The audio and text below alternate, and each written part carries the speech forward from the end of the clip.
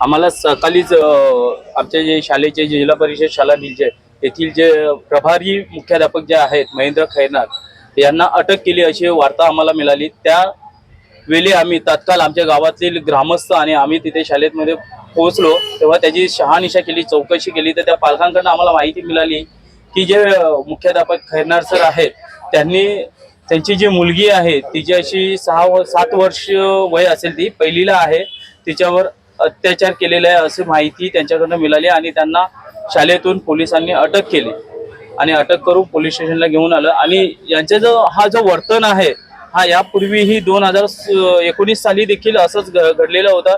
त्यावेळी आम्ही सर्वांनी ग्रामस्थांनी त्यांना समज दिलेली होती, परंतु आणि तशी तक्रार ही गट शिक्षण अधिकारी व तिथले जे संबंधित खाते आहेत त्यांना केलेली होती, पण त्याच्यावर कुठल्याही प्रकारची कारवाई झालेली नाही। आणि त्या संदर्भात आज आम्ही पोलीस स्टेशनला चौकशी करण्यासाठी आलोय आणि पोलिसांना ग्रामस्थ निलजे व शालेय शिक्षण व्यवस्थापन समिती यांच्यातर्फे विनंती केली आहे की आपण सखोल चौकशी करावा आणि पीडित व्यक्तीला योग्य तो न्याय मिळावा। आता एका मुलीसोबतचा प्रकार उघडकीला आलेला आहे, काही अजून दुसरी माहिती आली आहे का आणि त्या मुलीची स्थिती आता कशी आहे? मुलगी आता तरी ती मेडिकलला तिला पाठवण्यात येणार आहे असं त्याच्या पालकांनी आम्हाला माहिती दिली आहे। ती त्यानंतरच आम्ही सांगू शकतो आणि ती मुलगी स्वतः जी घटना घडली आहे त्याबद्दल माहिती देते। ऋषिकेश परब नावाच्या 24 वर्षाच्या एका मुलाने 11व्या माळ्यावरून तो जर राहत असलेल्या बिल्डिंग मधील 11व्या माळ्यावरून आत्महत्या केलेली।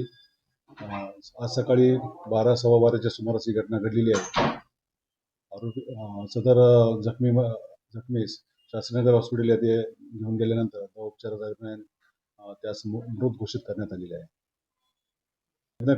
पण 11व्या माळ्यावरून सडनली तो खाली आल्यानंतर मोठ्या प्रमाणात गंभीर जखमी होऊन तो उपचार दरम्यान मयत झालेला आहे। प्राथमिक स्वरूपात हे प्रेम प्रकरणावरून घटना घडल्याचं समजते, पण अधिक तपास केल्यानंतर सगळ्या बाबी स्पष्ट होतील।